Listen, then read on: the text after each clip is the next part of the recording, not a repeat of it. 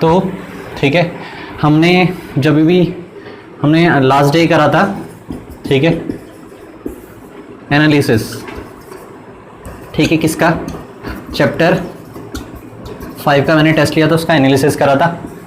मतलब हमने, ठीक है, हमने चैप्टर नंबर, ठीक है, सबसे पहले चैप्टर नंबर 3 पढ़ लिया, मैट्रिसेस पढ़ लिया, चैप्टर नंबर 4 पढ़ लिया, डिटरमिनेंट्स,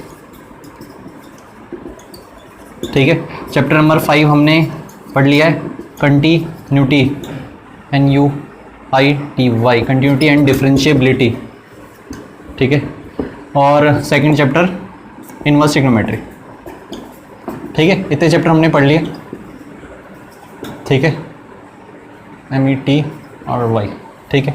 तो ये सारे चैप्टर हमने फिनिश कर लिए। अब हमारा जो नेक्स्ट टॉपिक है, ठीक है, तो इन सब की मैंने प्लेलिस्ट बना रखी है, जो पहली बार देख रहा है वो इन सबको देख सकता है। फिर 6 चैप्टर स्टार्ट करना है आज हमें, जिसका नाम है एप्लीकेशन ऑफ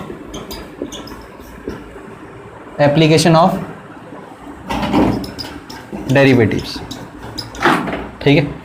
तो आज हमें स्टार्ट करना है चैप्टर नंबर 6।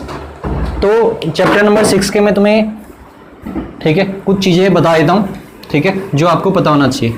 तो चैप्टर नंबर 6 में है क्या, ठीक है, इस साल तो आपका जो सिलेबस है वो थोड़ा रिड्यूस हो गया, ठीक है, ये कोरोना वायरस की वजह से। तो इसमें है क्या, वैसे ही 5 पार्ट में डिवाइडेड था, 1 2 3 4, ये चैप्टर 5 पार्ट में डिवाइडेड था। सबसे पहले टॉपिक का नाम था रेट ऑफ चेंज, ठीक है, सबसे पहला टॉपिक था रेट ऑफ चेंज। इस पे पूरी आपकी एक एक्सरसाइज थी, ठीक है। ये थोड़ा बहुत फिजिक्स के जैसा था, फिजिक्स में भी तुमने ऐसा क्वेश्चन करे होंगे, लेकिन वहाँ पे थोड़ा फिजिक्स वाली चीज़ आ जाती है यार, यहाँ मैथमेटिक्स में पढ़ना था तुमने रेट ऑफ चेंज।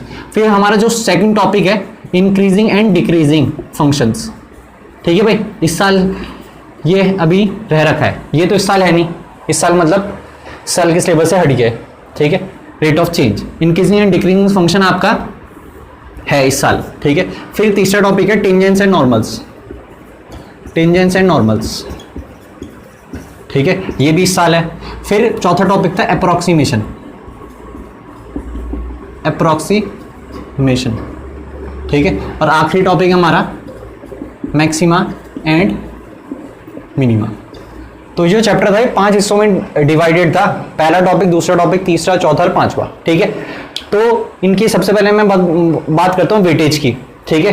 तो सबसे बड़ा वेटेज का मतलब ये है कि मार्क्स वाइज भी और जिसमें दिमाग भी ज्यादा लगाना है, दोनों वाइज, ठीक है। तो सबसे ज्यादा वेटेज मार्क्स से भी और दिमाग से भी ये है मैक्स एंड मिनिमा, ठीक है। तो मतलब सबसे ज्यादा यहां से आता है और यहां से इसलिए आता है क्योंकि उसमें सबसे ज्यादा दिमाग लगाना होता है, ठीक है। तो सबसे ज्यादा आपका वेटेज ये है। तो मतलब आपका भी रिवीजन करोगे इस चैप्टर का, तो सबसे पहले आपने इसका रिवीजन करना है, ठीक है, क्योंकि सबसे मोस्ट इंपॉर्टेंट है, ठीक है। फिर इसके बाद, ठीक है, इसके बाद वेटेज आता है आपका टेंजेंट्स एंड नॉर्मल्स का, ठीक है, टेंजेंट्स एंड नॉर्मल्स, ठीक है। फिर ये इंक्रीजिंग डिक्रीजिंग और ये रेट ऑफ चेंज दोनों लगभग सेम ही है, कोई ज़्यादा, ठीक है, दोनों लगभग सेम है। आखिरी में सबसे छोटा टॉपिक है अप्रोक्सीमेशन, ठीक है। तो ये इस चैप्टर का, ठीक है, टॉपिक्स हैं और इन्हें इस ऑर्डर में पढ़ना है, ठीक है, रिवीजन करना है, ठीक है। तो ये सबसे ज़्यादा इंपॉर्टेंट टॉपिक है, इसे हमें लगभग 10 दिन लग जाएंगे, 10-15 दिन इसे करने में, ठीक है। बाकी तो सब 3-3 दिन या 2-2 दिन के टॉपिक्स है, लेकिन इसमें टाइम लगेगा, ठीक है। तो अब मैं तुम्हें बता देता हूँ क्या, तुम्हें इस साल एक तो, ठीक है, ये नहीं पढ़ना, रेट ऑफ चेंज हट गया, ठीक है, और अप्रोक्सीमेशन हट गया। तो अब हम पे बचे 3 टॉपिक, तो इसका मतलब अप्रोक्सीमेशन हट गया और रेट ऑफ चेंज हट गया, तो हमें 3 टॉपिक पढ़ने हैं, ठीक है। तो इन 3 टॉपिक्स में है क्या, ठीक है, इन 3 टॉपिक्स में से सबसे पहले आज हम पढ़ेंगे वाला टॉपिक, ठीक है, टेंजेंट्स एंड नॉर्मल्स। मतलब हम चैप्टर नंबर 6 की स्टार्टिंग कहाँ से कर रहे हैं, टेंजेंट्स एंड नॉर्मल्स से, ठीक है। एनसीईआरटी के हिसाब से 6.3 जो एक्सरसाइज है वो टेंजेंट्स एंड नॉर्मल्स है, ठीक है। एनसीईआरटी के हिसाब से 6.2 एक्सरसाइज है इंक्रीजिंग एंड डिक्रीजिंग, 6.1 हमें करनी नहीं है क्योंकि वो रेट ऑफ चेंज है, ठीक है। 6.4 है आपकी अप्रोक्सीमेशन, ये हमें करनी नहीं है। मैक्स एंड मिनिमम है 6.5, तो ये हमें करनी है। और आखिरी एक्सरसाइज बची मिस्टीनियस, तो मतलब हमें 3 एक्सरसाइज और 1 मिस्टीनियस करनी है। तो आज हमने स्टार्ट करना है टेंजेंट्स एंड नॉर्मल्स, ठीक है। तो इसे स्टार्ट करने से पहले, ठीक है, मैं, ठीक है, तुम्हें इंट्रोडक्शन दे देता हूं कि भाई टेंजेंट्स एंड नॉर्मल्स के लिए आपको क्या क्या चीजें पहले से पता होनी चाहिए, ठीक है। तो इसे देखो,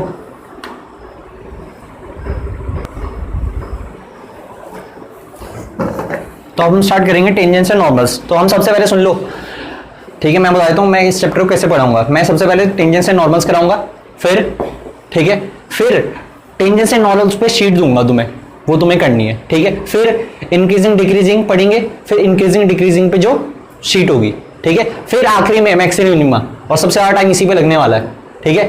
ये तो तुम आराम से कर लोगे, जल्दी जल्दी भी हो जाएगा और तुम्हें समझ में आ जाएगा। इसमें आपको बहुत मेहनत करनी पड़ेगी, ठीक है, और इसमें टाइम भी लगेगा मैक्सिमम मिनिमा, ठीक है। इसकी पहले हम एनसीईआरटी करेंगे, ठीक है, एनसीईआरटी के साथ मिस्टियंस में इसके कुछ क्वेश्चन है वो करेंगे, और फिर शीट, ठीक है।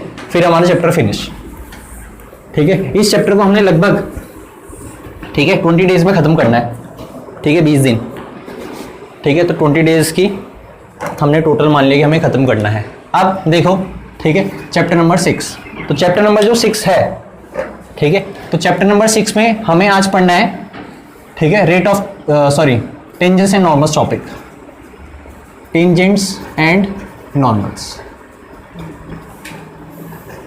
तो टेंजेंट्स एंड नॉर्मल्स, तो टेंजेंट होती क्या है? टेंजेंट हमें बेसिकली सिंपल पता है, इन जनरली हमने 10th में पढ़ रखी है। टेंजेंट तो ये कोई सर्कल होता है, ठीक है। सर्कल को एक्सटर्नली जब कोई लाइन सिर्फ एक पॉइंट पे टच करती है तो उसे हम कहते हैं क्या? टेंजेंट। पढ़ रखा ना 10th में जो सर्कल टॉपिक था, ठीक है, सीबीएसई वाले, ठीक है। तो 10th में जो सर्कल टॉपिक था उसमें टेंजेंट, सर्कल पूरा क्या था? टेंजेंट पे बेस्ड था। बाकी 9th वाला था वो तो, ठीक है, जो बिना टेंजेंट के था। तो टेंजेंट हमें पता है कि टेंजेंट एक ऐसी लाइन होती है जो सर्कल को एक पॉइंट पे टच करती है। लेकिन यहाँ 10th में हम बात करते थे सिर्फ सर्कल की, लेकिन यहाँ सर्कल की बात नहीं होगी, यहाँ हम बात करेंगे किसकी? कर्व्स की। किसकी? कर्व्स की। तो कर्व कैसा भी हो सकता है, सर्कल भी हो सकता है, कैसा भी हो सकता है। तो यहाँ कर्व पे हम टेंजेंट डालेंगे, ठीक है। तो कर्व क्या होगा? कर्व अलग अलग टाइप के हो सकते हैं, पैराबोला कर्व हो सकता है, कुछ भी हो सकता है, ठीक। तो टेंजेंट हमें पता है। नॉर्मल क्या होता था, ठीक है। अब अगर मैं टेंजेंट की रिस्पेक्ट में नॉर्मल की बात करूं तो नॉर्मल क्या होता है, ठीक है, जिस पॉइंट पे ये टेंजेंट टच कर रही है उसी पॉइंट पे अगर मैंने परपेंडिकुलर डाल दिया, क्या डाल दिया? परपेंडिकुलर, तो इसे हम कहते थे नॉर्मल। इसे क्या कहते हैं हम? मतलब इसे नॉर्मल कहते हैं। तो नॉर्मल क्या है?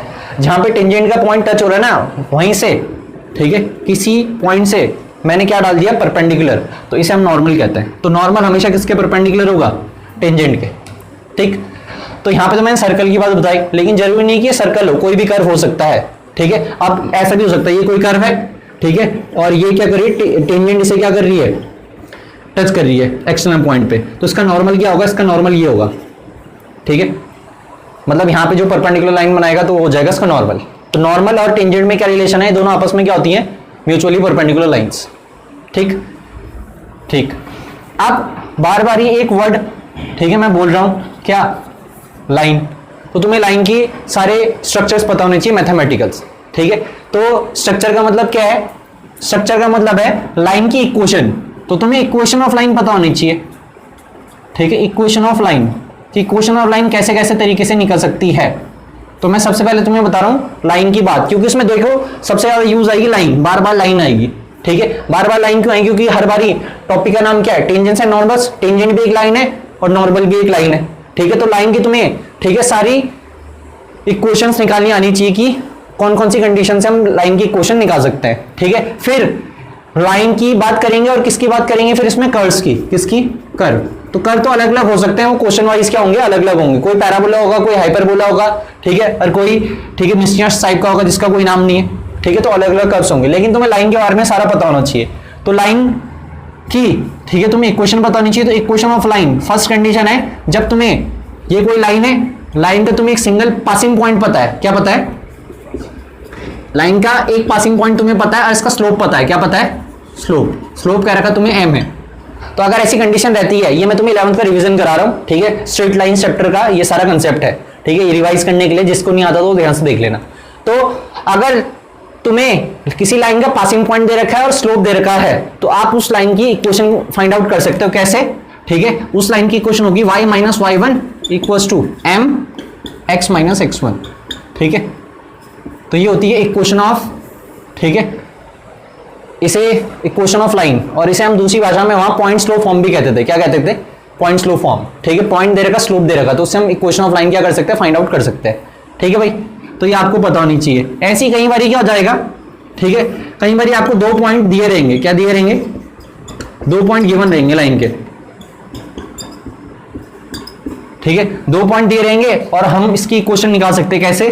ठीक है, y माइनस y1, और यहां क्या आ जाएगा? x माइनस x1, और स्लोप का फॉर्मूला, हमें स्लोप का फॉर्मूला आता ही है। स्लोप का फॉर्मूला क्या होता है?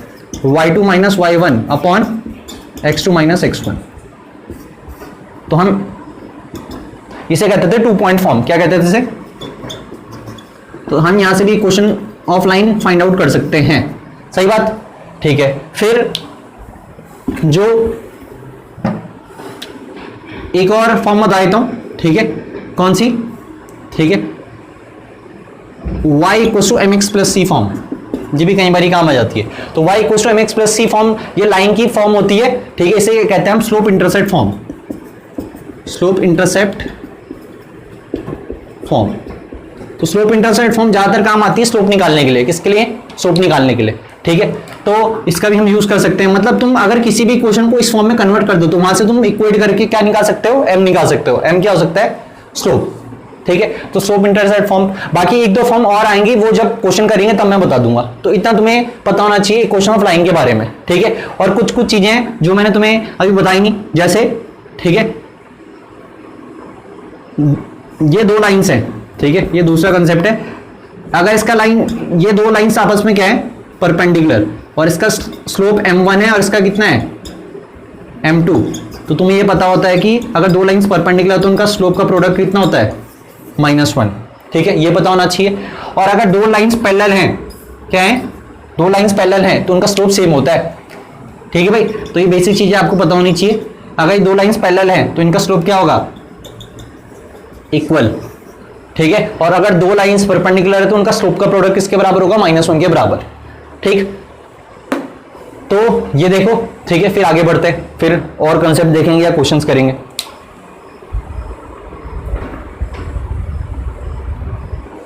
तो इसके बाद ठीक है, ये सारी चीजें आपको पता होनी चाहिए। फिर कुछ और चीजें हैं थोड़ी सी, जैसे अब तुम्हें पता है, ठीक है, अगर कोई लाइन, ठीक है, कोई लाइन अगर एक्स एक्सिस के पैरेलल है, क्या? ठीक है, मैं तुमसे कुछ चीज पूछ लेता हूं। अगर कोई लाइन एक्स एक्सिस के पैरेलल है तो एक्स एक्सिस मान के चलो ये एक्स एक्सिस है और ये क्या है? Y axis. ठीक है, तो लो मैंने ये लाइन मान ली कि ये लाइन किसके पैरेलल है? एक्स एक्सिस के पैरेलल है। तो ठीक है, तो इस लाइन का स्लोप कितना होगा? स्लोप ऑफ दिस लाइन कितना होगा? जितना एक्स एक्सिस का होगा। तो क्योंकि 2 पैरेलल लाइंस है तो स्लोप ऑफ एक्स एक्सिस तुम्हें पता होना चाहिए। एक चीज ये है, तो स्लोप ऑफ एक्स एक्सिस कितना होता है? ठीक है, तो अब एक कंसेप्ट और था कि m = tan थीटा होता है। ठीक है, थीटा क्या होता है? वो एंगल जो कि रिक्वायर्ड लाइन एक्स एक्सिस का बनाती है। ठीक है, स्लोप की एक और डेफिनेशन थी ना। स्लोप की डेफिनेशन ये थी कि रिक्वायर्ड लाइन थीटा के साथ एंटी क्लॉकवाइज डायरेक्शन में कितना एंगल बनाती है, वो भी उसका क्या हो सकता है? स्लोप हो सकता है। ठीक है, ये एंगल की टर्म में था, और जो मैंने तुम्हें y2 minus y1 upon x2 minus x1 बताया वो पॉइंट की फॉर्म में था। तो यहां से है क्या? कोई भी लाइन x एक्सिस के साथ कितना एंगल बना रही है? अब जैसे ये x एक्सिस के साथ कितना एंगल बना रही है? 0 डिग्री। ठीक है, तो 0 डिग्री मतलब tan 0 कितना हो गया? 0। तो स्लोप ऑफ x एक्सिस कितना होता है? 0। ठीक है भाई, और स्लोप ऑफ, मतलब तुम्हें 2 चीजें पता होनी चाहिए। और स्लोप ऑफ y एक्सिस कितना होता है? ठीक है, अब y एक्सिस x एक्सिस के साथ कितना एंगल बना रही है बताओ? 90। तो tan 90 कितना हो जाएगा? ठीक है, नॉट डिफाइंड। क्या? और नॉट डिफाइंड को मैथमेटिकली पता क्या लिखेंगे? 1/0। ठीक है, क्योंकि हम नॉट डिफाइंड तो यूज नहीं कर सकते ना, लेकिन 1/0 भी क्या हो जाएगा? Not defined. 1/0 अच्छा नहीं लग रहा तो 2/0 कर देना, कुछ भी कर देना, लेकिन इन जनरली 1/0 से काम हो जाएगा। ठीक है, 1/0, 2/0, 3/0 सब क्या होंगे? नॉट डिफाइंड होंगे। तो अब तुम पे लेकिन इतना आसान नहीं आएगा कि स्लोप ऑफ एक्स एक्सिस पूछा रहेगा। तुम्हें कई बार ना खुद दिमाग लाना पड़ेगा कि ये लाइन इसके पैरेलल है। ठीक है, मतलब ये लाइन एक्स एक्सिस के पैरेलल दिख रही है तो इसका स्लोप कितना होगा? 0। ऐसा यूज करना पड़ेगा, डायरेक्टली यूज नहीं आएगा ऐसे, ये इनडायरेक्टली आएगा। तो ये तुम्हें पता होना चाहिए स्लोप ऑफ एक्स एक्सिस। और स्लोप ऑफ एक्स एक्सिस 0 होगा तो इसका मतलब इससे पैरेलल जितनी भी लाइंस रहेंगी उनका भी स्लोप क्या रहेगा? 0। ठीक है। Slope of y axis not defined है, इसका मतलब वाई एक्सिस के पहले जितनी भी लाइन रहेंगी उनका स्लोप कितना होगा, नॉट डिफाइंड, ठीक है। अब यहां लाइन मेनली होगी कौन सी, या तो टेंजेंट होगी या नॉर्मल होगी, ठीक है। या तो टेंजेंट लाइन किसके पैरेलल होगी, एक्स एक्सिस के इन जनरली, या टेंजेंट लाइन किसके पैरेलल होगी, वाई एक्सिस के, या नॉर्मल किसके पैरेलल होगी, एक्स एक्सिस के या वाई एक्सिस के। तो ये दोनों लाइन होंगी पैरेलल्स, ठीक। तो तुम्हें ये पता होना चाहिए था, एक तो स्लोप ऑफ एक्स एक्सिस और स्लोप ऑफ वाई एक्सिस आपको पता होना चाहिए। अब बात करते हैं, ठीक है, इस चैप्टर के, ठीक है, कंसेप्ट की। तो इसमें हर क्वेश्चन में, ज्यादातर क्वेश्चन में क्या बोला जाएगा तुम्हें, ठीक है, find the slope of the tangent to the curve, ठीक है। मतलब हमें हर बारी किसी कर्व का, ठीक है, स्लोप ऑफ द कर्व का स्लोप निकालना है। मैंने क्या निकालना है, slope of curve find out करना है एट पर्टिकुलर पॉइंट कुछ भी हो सकते हैं, वो तुम्हें दे सकते हैं। बार बार तुमसे ये पूछेगा, find the slope of the curve at this point, ठीक है। ये पॉइंट कुछ भी हो सकते हैं। तो हम हमेशा क्या करेंगे, हमारा एक ही कंसेप्ट रहेगा इस पूरी एक्सरसाइज में, और उसमें से तुम्हें सारे क्वेश्चन हो जाएंगे। वो कंसेप्ट है क्या, ठीक है, वो कंसेप्ट ये है कि अगर ये कोई कर्व है, अब कर्व में हर बारी इन जनरली पैराबोला ही बनाऊंगा, ठीक है, लेकिन जरूरी नहीं कि उसका फिगर हमेशा पैराबोला ही हो, लेकिन तुम्हें समझाने के लिए बनाऊंगा ये, क्या तुम्हें फिगर बनाने की जरूरत नहीं है इस एक्सरसाइज में, तुम्हें समझाने के लिए बनाऊंगा बार बार। तो ये कोई कर्व है इन जनरली, और इस कर्व पे मैंने डाल दिया टेंजेंट, क्या डाल दिए, ये डाल दिए टेंजेंट, सही बात है। अब किसी कर्व पे जरूरी नहीं है कि एक ही टेंजेंट पड़ेगी, एक से ज्यादा टेंजेंट भी हो सकती है उसकी, लेकिन हम स्टार्टिंग में एक ही बनाएंगे। अगर 2-3 निकलनी होगी तो वो किससे निकल जाएगी, वो क्वेश्चन में निकल जाएंगे फिर, ठीक है। लेकिन हम जनरली एक मानेंगे कि ये एक टेंजेंट है। तो हम ये मानेंगे, ठीक है, कि जो ये टचिंग पॉइंट है ना, दोनों का पॉइंट ऑफ कांटेक्ट वो हमेशा क्या रहेगा, x1 y1। हम ये मानेंगे कि ये दोनों आपस में एक दूसरे को किस पॉइंट पे टच कर रहे हैं, x1 y1, ठीक है। अब हमें हमेशा बोला रहेगा स्लोप ऑफ कर्व निकालो एक पर्टिकुलर पॉइंट, मतलब जिस भी पॉइंट पे हमें स्लोप ऑफ कर्व निकालने के लिए बोला रहेगा ना, वही हमारा क्या होगा, ये x1 y1 होगा, ठीक है। तो हम हमेशा क्या करेंगे, हमारा कंसेप्ट ये रहेगा कि slope of curve at x1 y1 किसके बराबर होगा, slope of tangent at x1, y1, ठीक है। किसी कर्व का अपना स्लोप नहीं हो सकता, ठीक है, स्लोप किसका होगा हमेशा, ठीक है, किसी लाइन का होगा। तो लेकिन हमें तो यहां पे क्या रखा है कि हमें कर्व का स्लोप निकालना है, तो हम हमेशा क्या करेंगे, ठीक है, कर्व पे कोई ना कोई टेंजेंट पड़ रही होगी, उसका स्लोप निकालेंगे at particular point. Particular point मतलब वो पॉइंट ऐसा होना चाहिए कि वो कॉमन पॉइंट होना चाहिए, ठीक है। तो उस पॉइंट पे जितना भी स्लोप इस लाइन का होगा उतना ही स्लोप किसका होगा, कर्व का होगा। तो इस टॉपिक का मेन कंसेप्ट ये है कि slope of curve at this point किसके बराबर होता है, slope of tangent at this point. तो बार बार मैं क्या निकालूंगा, मैं ज्यादातर क्या निकालूंगा, ठीक है, कई बार स्लोप ऑफ टेंजेंट निकालूंगा, ठीक है, कई बार स्लोप ऑफ कर्व निकालूंगा। स्लोप ऑफ कर्व मैं तब निकाल सकता हूं जब मुझे कर्व की इक्वेशन दी रहेगी, क्या दी रहेगी, कर्व की इक्वेशन। कई बार कर्व की इक्वेशन दी रहेगी तो फिर हमें यहां से दिमाग लाना पड़ेगा, ठीक है, टेंजेंट की इक्वेशन निकालनी पड़ेगी, और टेंजेंट एक लाइन है, इसकी इक्वेशन हम आराम से निकाल सकते हैं अगर हम पे क्या हो, सफिशिएंट कंडीशंस हो, ठीक है। तो इसका सिंपल है कि पूरे चैप्टर में, सॉरी पूरी एक्सरसाइज में यही चलता रहेगा कि slope of curve at x1 y1 किसके बराबर होगा, slope of tangent at x1, y1, ठीक है। और इसी से हमारा पूरा एक्सरसाइज वगैरह सारी खत्म हो जाएगी। अब जैसे फर्स्ट क्वेश्चन है, देखो जरा, ठीक है, अब तुम्हें क्वेश्चन से समझाता हूं। Find the slope of the tangent, आप पढ़ो, ठीक है। तो मैं बोल रहा हूं सिर्फ एक ही कंसेप्ट पढ़ना है तुम्हें, ये वाला बस, बाकी ज्यादा कुछ नहीं पढ़ना, बाकी इंटरनल, ठीक है, क्या रहेंगे, कंसेप्ट रहेंगे जैसे, लेकिन इस एक्सरसाइज का तो मेन कंसेप्ट यही है। अब हमें फर्स्ट क्वेश्चन बोला था, मैं करा रहा हूं 6.3 एक्सरसाइज। तो 6.3 एक्सरसाइज में क्या रखा है, find the slope of the tangent to the curve this. अब कर्व की इक्वेशन देगी हमें, तो कर्व की इक्वेशन क्या देगी, 3x की पावर -4, ठीक है, -4x, ठीक है। तो हमें ये कोई कर्व दे रखा, इसका क्या निकालना है, टेंजेंट का स्लोप निकालना है, क्या निकालना है। अब इस बारी कर्व स्लोप ऑफ कर्व नहीं पूछा उसने, क्या पूछा, स्लोप ऑफ टेंजेंट पूछा। अब तुम्हें खुद ही पता है जितना कर्व का स्लोप होगा एट रिक्वायर्ड पॉइंट उतना ही स्लोप ऑफ टेंजेंट होगा। तो इस बारी उल्टा पूछ रहेगा, मतलब हमें ये निकालना है, ठीक है। और तो ये कर्व है, तो हम पहले क्या निकालेंगे, कर्व का स्लोप निकालेंगे, ठीक है। किस पॉइंट पे निकालना है वो भी दे रहेगा, बताओ किस पॉइंट पे फाइंड आउट करना है, एट x = 4। तो x = 4 का मतलब है y इसमें ऑटोमेटिकली क्या है, 0, ठीक है। तो हमें इस पॉइंट पे निकालना है, तो ये हमारा क्या है, x1 y1, ठीक है। तो मैं क्या लिखूंगा यहां पे, differentiating both side with respect to x, ठीक है। तो y कितना निकल जाएगा, dy/dx, और 3x की पावर 4 ये कितना हो जाएगा, 12x³ - 4। अब ये निकला क्या, तो dy/dx होता है, ठीक है, स्लोप, ये भी क्या होता है, स्लोप, ठीक है। तो dy बाई dx का मतलब भी क्या रहता है, स्लोप रहता है। ये हमने पहले पढ़ा था चैप्टर नंबर 5 में। तो ये निकल गया स्लोप, लेकिन स्लोप किसका निकला, कर्व का निकला, क्योंकि ये तो किसकी इक्वेशन थी, कर्व की इक्वेशन थी। तो मैं इसे कह सकता हूं ये क्या निकल गया, स्लोप ऑफ कर्व। लेकिन कहां पे निकला ये नहीं पता, किस पॉइंट पे निकला, ठीक है। ये इन जनरल स्लोप है, वैसे इसका हर पॉइंट पे क्या हो सकता है, अलग अलग स्लोप हो सकता है। तो लेकिन हमें पूछ रखा है स्लोप ऑफ टेंजेंट एट 4,0, 4,0, तो उसने तो सिर्फ x इक्वल 4 कह रखा, ये हमने खुद दिमाग लगाएगा। अगर x इक्वल 4 सिर्फ 4 दे रखा है तो y कितना होगा, 0 होगा। नहीं तो वो ऐसे बोल के रखेगा कि 2,3 पे निकालो, ठीक है। लेकिन अभी सिर्फ क्या रखा है, x इक्वल 4 पे, तो हमें इस पॉइंट पे क्या निकालना है, स्लोप ऑफ टेंजेंट, ठीक है। तो अब तुम्हें पता है स्लोप ऑफ कर्व निकाल दिया। अब इस स्लोप ऑफ कर्व को, स्लोप ऑफ कर्व फाइंड करो कहां पे, एट 4,0 पे, समझ में।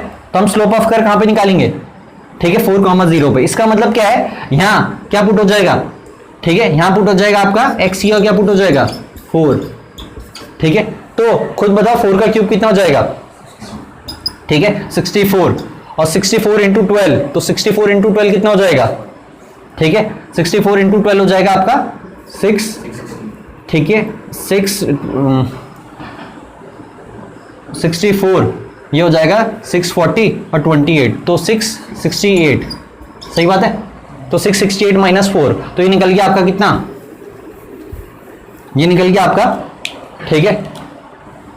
तो यहां पे निकल गया slope of curve, slope of curve eight 4,0 कितना निकल गया, 664। तो ये हमारा स्लोप ऑफ कर्व निकल गया। अब हम ये वाला स्टेटमेंट लिखेंगे कि भाई हमें पता है, हमें निकालना स्लोप ऑफ कर्व नहीं था, हमें तो क्या निकालना था, स्लोप ऑफ टेंजेंट निकालना था। तो अब तुम्हें पता है कि slope of curve eight required point किसके बराबर होता है, स्लोप ऑफ टेंजेंट के। इसका मतलब ये किसके बराबर हो जाएगा, तो स्लोप ऑफ, ठीक है, टेंजेंट भी कितना हो जाएगा एट 4,0 कितना होगा 664, ठीक है। और यहां पे तुम यहां पे बीच में वाली स्टेटमेंट लिख सकते हो कि we know that slope of curve at x1 y1 किसके बराबर होता है, slope of tangent at x1 y1, ठीक है। तो हर बार कई बार तुमसे टेंजेंट का स्लोप पूछा रहेगा, कई बार तुमसे कर्व का स्लोप पूछा रहेगा, ठीक है। तो इस तरीके से इस कंसेप्ट से हम सारे क्वेश्चन कर लेंगे, ठीक है। तो ये नोट करो, फिर करेंगे नेक्स्ट क्वेश्चन।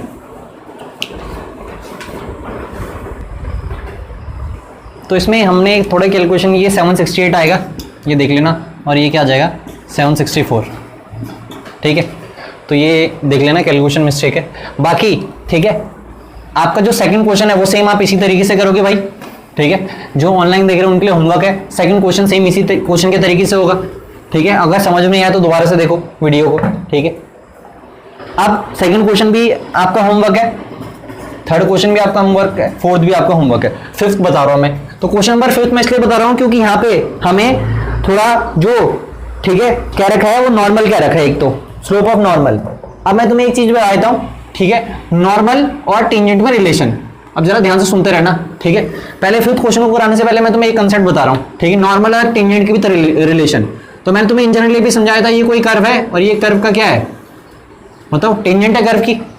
तो इसका नॉर्मल हमेशा क्या होगा, नॉर्मल हमेशा इसके क्या होगा, परपेंडिकुलर, ठीक है। तो ये हो गया हमारा क्या, नॉर्मल, ठीक है। और ये हो गया हमारा, ठीक है, टेंजेंट। और ये फिगर भी इंपॉर्टेंट है, मैं कई बार क्वेश्चन को, ठीक है, सॉल्व करने के लिए इस फिगर की हेल्प लूंगा मैं, ठीक है। तुम्हें समझाने के लिए भी इस फिगर की हेल्प लूंगा, तो जरा समझ लो कि टेंजेंट ऐसे होगी, नॉर्मल ऐसा होगा, ठीक। तो हमें, अगर मैंने तुम्हें अभी अभी एक कंसेप्ट लिखाया कि स्लोप ऑफ कर्व, क्या, स्लोप ऑफ कर्व कहां पे, एट x1 y1 किसके बराबर होता है, बताओ। Equal to slope of tangent at x1 y1, सही बात है। लेकिन हमसे फिफ्थ क्वेश्चन में तो पूछ रखा है कि स्लोप ऑफ नॉर्मल निकालो, ठीक है। तो अब तुम्हें नॉर्मल और टेंजेंट की भी रिलेशन पता है, ये आपस में क्या होते हैं, परपेंडिकुलर, ठीक है। तो जितना तुम्हारा स्लोप ऑफ टेंजेंट निकला, ठीक है, जैसे, तो ये दोनों लाइंस आपस में परपेंडिकुलर है ना, ये टेंजेंट हो गया और ये क्या है, नॉर्मल। तो इनका स्लोप का प्रोडक्ट आपस में कितना होता है, -1, क्योंकि परपेंडिकुलर है। तो हमें ये पता है कि slope of normal into slope of tangent किसके बराबर होता है, -1 के बराबर होता है, ठीक है। तो अगर हमें नॉर्मल का स्लोप निकालना है, ठीक है, तो नॉर्मल का स्लोप क्या निकल जाएगा बताओ, नॉर्मल का स्लोप निकल जाएगा, ठीक है। कहां से, इसकी हेल्प से, स्लोप ऑफ टेंजेंट से। तो पहले हम स्लोप ऑफ टेंजेंट निकालेंगे, अरे समझ रहे, और उसे यहां भेज देंगे तो स्लोप ऑफ नॉर्मल निकल जाएगा उसी पॉइंट पे। तो सिंपल ये कंसेप्ट है, रिलेशन मतलब जो भी, या दूसरी भाषा में कह लो, शॉर्टकट भाषा में, ये तो तुम्हें समझा दिया। शॉर्टकट भाषा में क्या है, जो भी टेंजेंट का स्लोप निकलेगा, जैसे टेंजेंट का स्लोप कितना निकल गया, मान के चलो 3/4 निकल गया, ये क्या निकल गया, स्लोप ऑफ टेंजेंट निकल गया। तो अगर तुम्हें स्लोप ऑफ नॉर्मल निकालना है तो सिंपल क्या करो, इसका रेसिप्रोकल करो, नेगेटिव साइन लगा दो, ठीक है। क्यों, क्योंकि वो तुम्हें पता है जब टेंजेंट इधर जाएगा तो रेसिप्रोकल होगा, इसकी नेगेटिव साइन तो रहेगा रहेगा। तो दिमाग में भी कर सकते हैं, ठीक है, कि रेसिप्रोकल कर दो और नेगेटिव से मल्टीप्लाई कर दो। अगर पहले से नेगेटिव होगा तो नेगेटिव नेगेटिव पॉजिटिव हो जाएगा, और पहले से नेगेटिव नहीं है तो नेगेटिव आ जाएगा। तो इसका अगर नॉर्मल का स्लोप निकालूंगा तो कितना निकलेगा, -4/3, ठीक है। तो सिंपल हमें फिफ्थ क्वेश्चन में हमें दो चीजें नहीं दे रखी, एक तो पैरामेट्रिक दे दिया, पैरामेट्रिक फॉर्म में इक्वेशन दे रखी है, और दूसरा हमें क्या रखा है, स्लोप ऑफ क्या निकालो बताओ। तो मैं यहां पे कह सकता हूं -1 अपॉन स्लोप ऑफ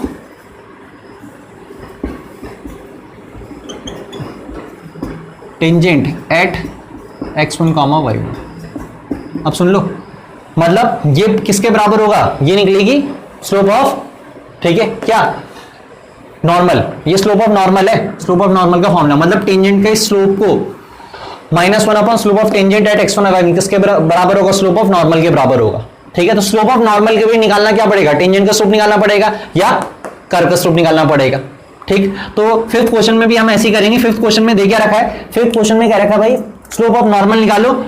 पहली दे रखा है x = cos क्यूब थीटा, और दूसरा में क्या दे रखा है, y = a sin cube theta, और कहां पे निकालना है, एट थीटा = π/4।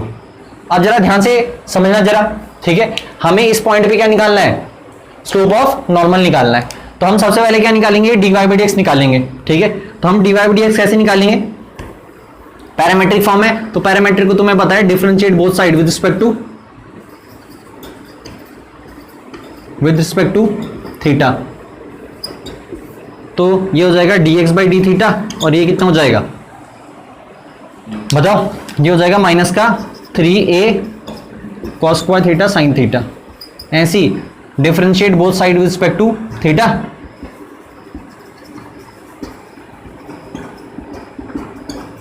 तो y का कितना हो जाएगा, dy/d थीटा, और यहां कितना हो जाएगा, a3 sin² theta cos²।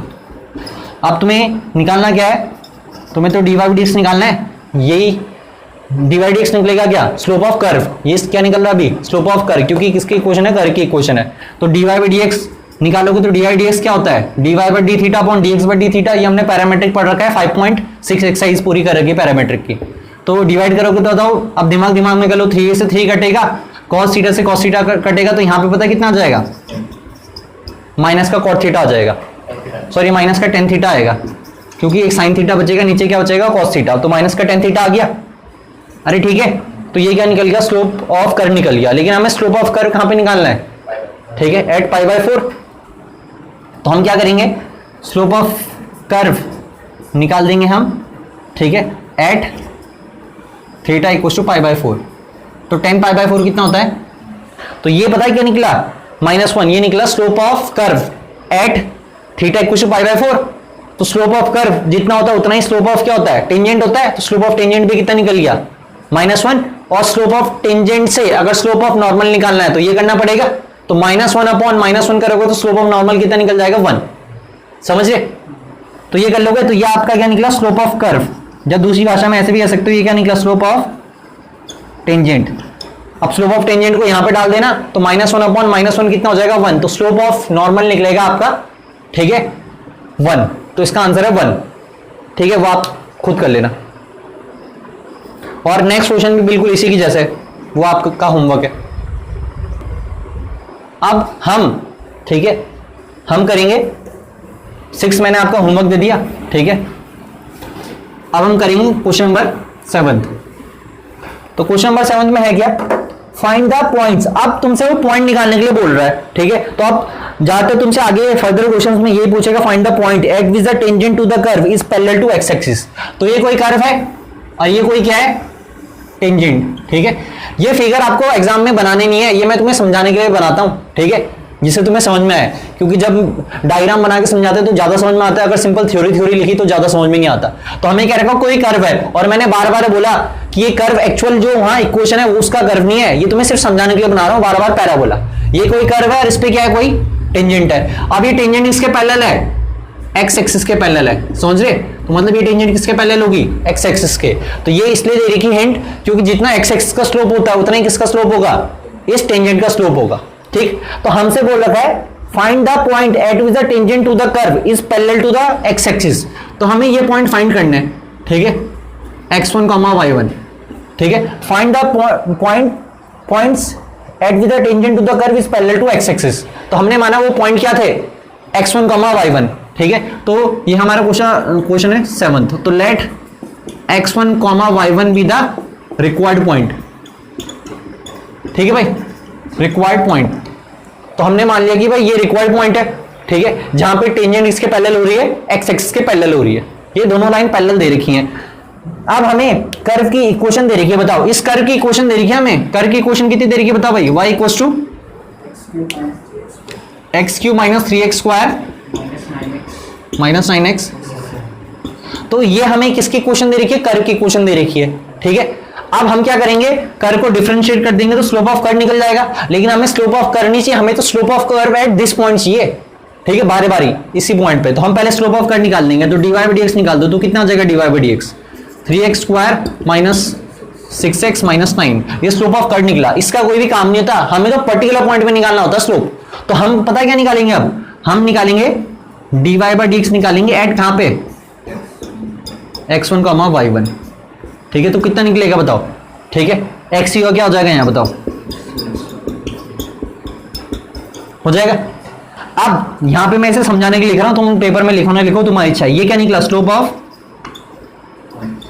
Curve at x1, y1, और हमें पता है slope of curve at x1, y1 किसके बराबर होता है, स्लोप ऑफ टेंजेंट। तो यही किसका स्लोप है, समझ रहे? अब वी नो दैट की स्लोप ऑफ ये है slope of curve at x1, y1, और हमें ये भी पता है कि slope of curve at x1, y1। अब यहां पे लिख दो ना कि वी नो दैट कि slope of curve at x1, y1 किसके बराबर होता है, स्लोप ऑफ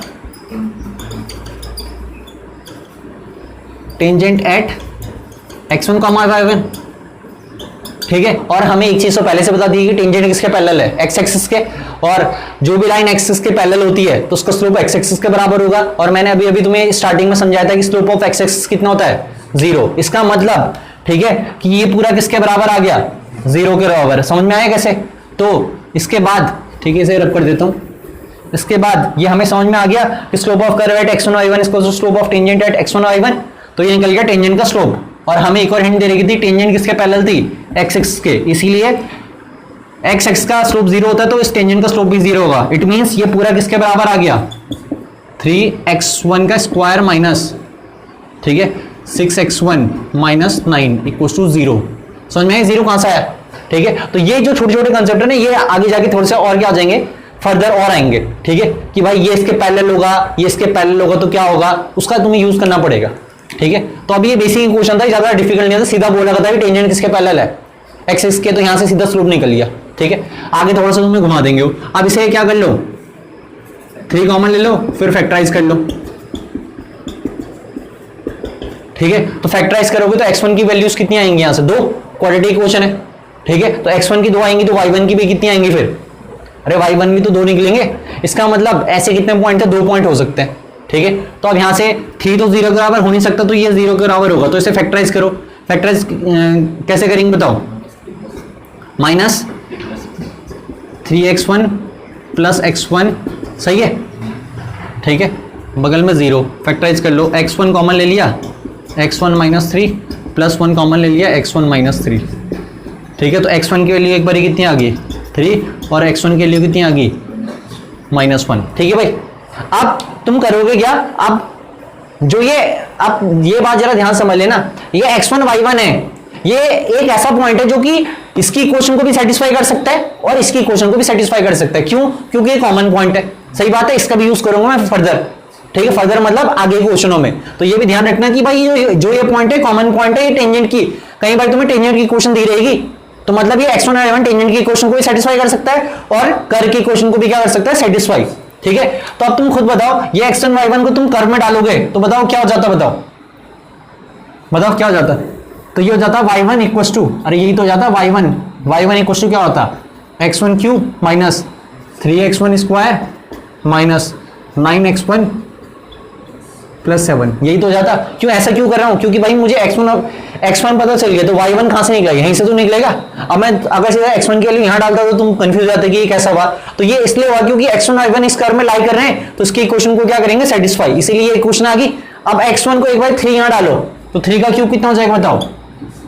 ठीक है, 3 का क्यूब 27 और यहां पे भी कितना हो जाएगा 27, 9 3 27 प्लस 7, तो कितना निकल गया बताओ, माइनस का 20 निकल गया। तो इसका मतलब अगर x1 3 होगा तो y1 कितना आएगा -20, और अगर x1 -1 होगा तो खुद बताओ ये -1 है, तो ये हो जाएगा -1 और ये कितना हो जाएगा -3, ये +9 +7। ठीक है, तो ये कितना हो जाएगा 12।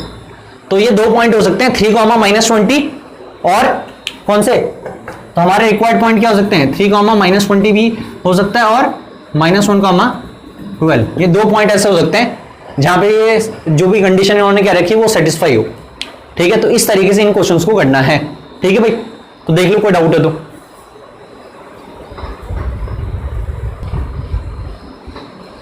सेवंथ के बाद, ठीक है, 8 क्वेश्चन पहले खुद ट्राई कर लेना, फिर देखना ये सॉल्यूशन, क्योंकि तुम्हें जब तक तुम खुद नहीं करोगे तब तक ये आएगा नहीं। ठीक है भाई, जो ऑनलाइन देख रहे। तो हमें 8th क्वेश्चन में क्या रखा है, 8th क्वेश्चन में हमें क्या रखा है कि भाई find the point on the curve this. तो हमें कर्व दे रखा है, तो कर्व की इक्वेशन दे रखी है x - 2 का होल स्क्वायर। ठीक है, तो हमें क्या रखा, find a point on the curve at which tangent is parallel to the chord this. तो हमें क्या रखा है, ये कोई कर्व है और ये कोई इसकी क्या है, टेंजेंट। ठीक है भाई, तो ये टेंजेंट किसके पैरेलल है, कॉर्ड के पैरेलल है। तो कॉर्ड क्या होती है, ठीक है, कॉर्ड एक ऐसी लाइन होती है जो कर्व के इंटरनल पॉइंट्स पे होते हैं, 2 पॉइंट्स, और उन्हें जब टच करती है तो एक लाइन को हम क्या कहते हैं, कॉर्ड कहते हैं। ठीक है, तो ये कॉर्ड है। तो हमें क्या रखिए, कॉर्ड किसके पैरेलल है, chord is parallel to tangent.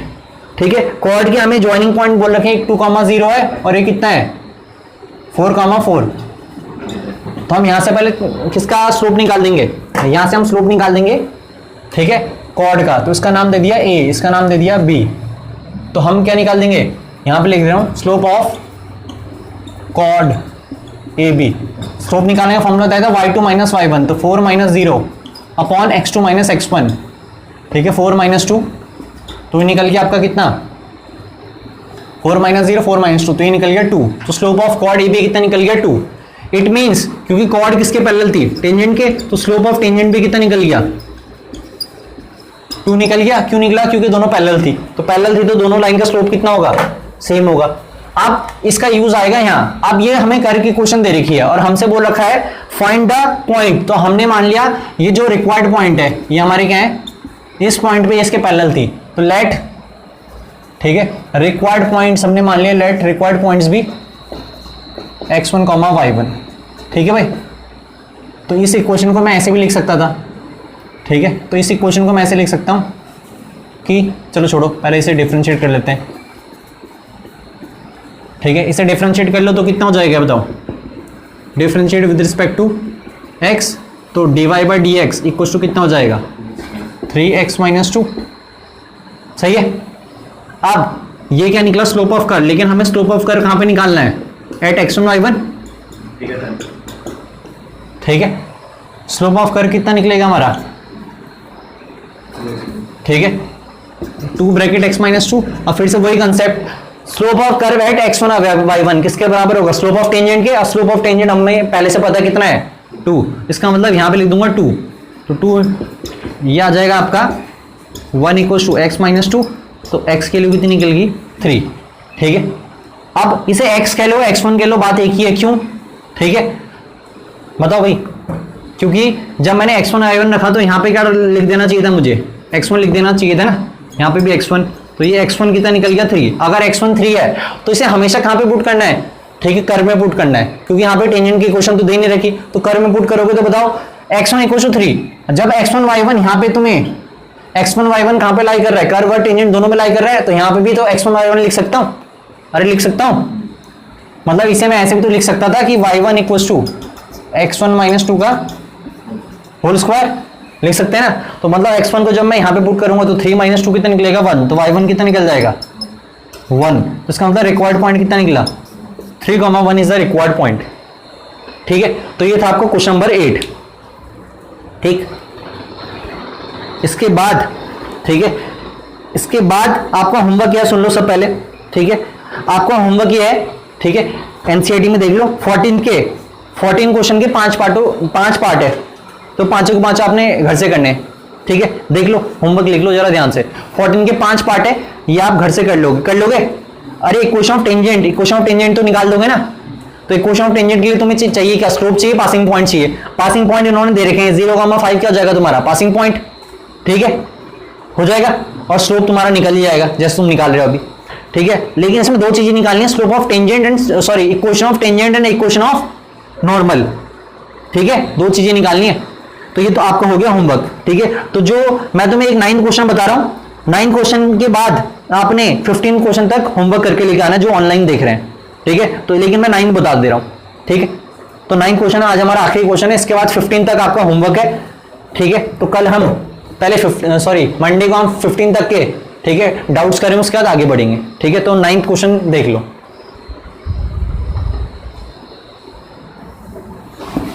तो 9 क्वेश्चन थोड़ा डिफरेंट क्वेश्चन है क्योंकि अब, ठीक है, क्योंकि एनसीईआरटी तो उसमें 2-2 क्वेश्चन के बाद अलग अलग वैरायटी आना स्टार्ट हो जाती है। तो इसमें हमें क्या रखा है 9 क्वेश्चन में, 9 क्वेश्चन में हमें क्या रखा, find the point on the curve at which the, ठीक है, find the point on the curve at which the tangent is y equals to x minus. तो हमें ये कोई कर्व क्या रखा, ये कोई कर्व है और ये इसकी टेंजेंट है। अब इस बार हमें बोल क्या रखा है कि ये टेंजेंट की इक्वेशन भी हमें दे रही है, टेंजेंट की इक्वेशन दे रही है y equals to x minus 11, और हमें इस कर्व की इक्वेशन भी दे रही है। कर्व की इक्वेशन कितनी दे रखी है, y equals to x cube, ठीक है, माइनस 11x प्लस 5। ठीक है, अब हमें बोला था किस पॉइंट पे ये टेंजेंट इस कर्व के साथ क्या हो रही है, ठीक है, जुड़ रखी है। सिंपल, तो मतलब मुझे ये पॉइंट निकालने हैं। तो इस पॉइंट को फिर से मैं क्या नाम देता हूं, x1 y1। तो इस बारी मुझे पॉइंट फाइंड करने हैं जहां पे टेंजेंट और कर्व मान के चलो टच कर रहे हो। ठीक है, तो कौन सा क्वेश्चन है 9th। तो लेट सबसे पहले लिख लो x1 y1 with the required points. समझिए कौन से रिक्वायर्ड पॉइंट है, क्लियर है ना। अब तुम क्या करोगे, अब यहां पे देखो वही चीज यूज आ गई, ये पॉइंट इसकी इक्वेशन को भी सेटिस्फाई कर सकता है और ये पॉइंट इसकी इक्वेशन को भी सेटिस्फाई कर सकता है क्योंकि दोनों में लाई कर रहा है। ठीक है, तो हम सबसे पहले क्या निकाल देते हैं, हम देखो इसका स्लोप बहुत आसानी से निकाल सकते हैं क्योंकि ये लाइन है और लाइन का हम स्लोप निकाल सकते हैं अगर उसकी इक्वेशन दे रखी। समझे, लाइन की अगर इक्वेशन दे रखी है तो हम उसका स्लोप निकाल सकते हैं यूजिंग स्लोप इंटरसेप्ट फॉर्म, और डिफरेंशिएशन से भी निकाल सकते हैं। ठीक है, स्लोप इंटरसेप्ट फॉर्म से कैसे निकालेंगे, मैंने तुम्हें अभी एक फॉर्म बताई थी। इसको जब इससे कंपेयर करोगे तो m कितना आ जाएगा 1, तो मतलब इसका स्लोप कितना निकल गया 1, और ये इसकी इक्वेशन है टेंजेंट की, तो हमने टेंजेंट का स्लोप निकाल दिया 1। समझे, तो टेंजेंट का स्लोप एक बार 1 निकल गया ना तो हम बाकी चीज आराम से आइडेंटिफाई कर सकते हैं। ठीक, और अगर जिसे ये समझ में नहीं आ रहा हो कि भाई ये मुझे कहां से याद रहेगा, ठीक है, तो उसके दूसरा तरीका ये है कि y equal to x minus 11, इसे डिफरेंशिएट कर दो। तो जब डिफरेंशिएट करोगे तो वहां से भी स्लोप ही निकलता है। ठीक है, तो डिफरेंशिएट करोगे रिस्पेक्ट टू x तो dy dx कितना आ जाएगा 1, तो ऐसे भी निकाल सकते हो स्लोप। ठीक है, लेकिन डिफरेंशिएट करने से बड़ा सीधा दिख रहा y equal to mx plus c दिमाग में है, तो m कितना है 1 है। तो तुम्हारी इच्छा है तुम किसी से भी कर सकते हो, बस स्लोप तो तुम्हें पता होना चाहिए। तो सबसे पहले, ठीक है, तो हम यहां से लिख सकते हैं कि स्लोप ऑफ टेंजेंट, ये हमने दिमाग ला के निकाल दिया कि स्लोप ऑफ टेंजेंट कितना है 1। समझ में आ रहा है कैसे डिफरेंशिएट करके भी कर सकते हो और y equal to mx plus c के साथ कंपेयर करके भी कर सकते हो। तो स्लोप ऑफ टेंजेंट निकल गया, तो slope of tangent at x1 y1 कितना आ जाएगा बताओ। अरे बताओ, क्योंकि हमें तो x1 y1 पे चाहिए ना, तो x1 y1 पे भी स्लोप कितना आएगा 1, क्योंकि यहाँ कोई वेरिएबल तो है नहीं। ये समझ में आ गया, तो मैंने slope of tangent at x1 y1 निकाल दिया कितना 1। अब यहां से मैं क्या निकालूंगा, कर्व की इक्वेशन क्या थी बताओ, माइनस 11x प्लस 5। अब मैं यहां से dy बाई dx निकालूंगा, तो यहां से कितना निकल जाएगा 3x स्क्वायर माइनस 11। अब ठीक है, dy बाई dx मैं कहां पे निकालूंगा बताओ, एट x1 y1, तो ये कितना निकल जाएगा 3x1 स्क्वायर माइनस 11। अब ये तुम्हें समझाने के लिए लिख रहा हूं, ये है कि एक्चुअली ये है स्लोप ऑफ कर्व, ये क्या है, स्लोप ऑफ कर्व निकाला मैंने, और कहां पे, एट x1, y1। अब तुम खुद बताओ, यही slope of curve at x1, y1 किसके बराबर होगा, slope of tangent at x1, y1, ठीक है, वो लिख देना, वी नो दैट वाला कंसेप्ट, ठीक है, लिख दोगे। फिर उसके बाद ये पूरा किसके बराबर आ जाएगा, तो 3x1 का स्क्वायर माइनस 11 इक्वल टू कितना आ जाएगा 1, तो ये इधर 12 हो जाएगा, तो x1 स्क्वायर कितना आ जाएगा 4, तो x1 की दो वैल्यूज आएंगी, एक बारी +2 और एक बारी, ठीक है, -2। ऐसे मत कर देना कि 2 का स्क्वायर स्क्वायर से स्क्वायर काट दिया, ठीक है, यहाँ क्वाड्रेटिक है तो दो आंसर आएंगे, बच्चे एक गड़बड़ी कर देते थे, इसलिए उनका एक ही पॉइंट निकलेगा, दूसरा नहीं निकलेगा, ठीक है, समझिए मैं क्या कह रहा हूँ, ठीक है। हाँ, तो अब बस x1 2 निकल गया, अब ठीक है, अब इसमें तुम यहाँ पे आसानी क्या है, x1 y1 इसे भी सेटिस्फाई कर सकता था, x1 y1 इसे भी सेटिस्फाई कर सकता था, तो तुम x1 y1 को कहीं पे भी डाल दो, इसमें भी डाल दोगे तो भी हमारा आंसर आ जाएगा, सही बात है ना, क्योंकि यहाँ ज्यादा बड़ा कैलकुलेशन करनी पड़ेगी, यहाँ थोड़ी छोटी करनी पड़ेगी। अरे समझ रहे मैं क्या कहना चाह रहा हूँ, तो y1 equal to x1 minus 11, सही बात है, ठीक है। अब यहाँ पे x1 2 है, अगर x1 2 है तो y1 कितना है -9, और x1 अगर -2 है तो y1 कितना है, तो हमारे जो दो पॉइंट्स होंगे, तो एक पॉइंट होगा 2, -9 और एक पॉइंट कितना होगा -2, -13। तो इस तरीके से ऐसे करना है, समझे। तो ये आपका क्वेश्चन नंबर 9 हो गया, ठीक है। बाकी 15 तक आपके होमवर्क है, ठीक है, तो हम, ठीक है, 15 तक के डाउट्स लेंगे मंडे को, ठीक है।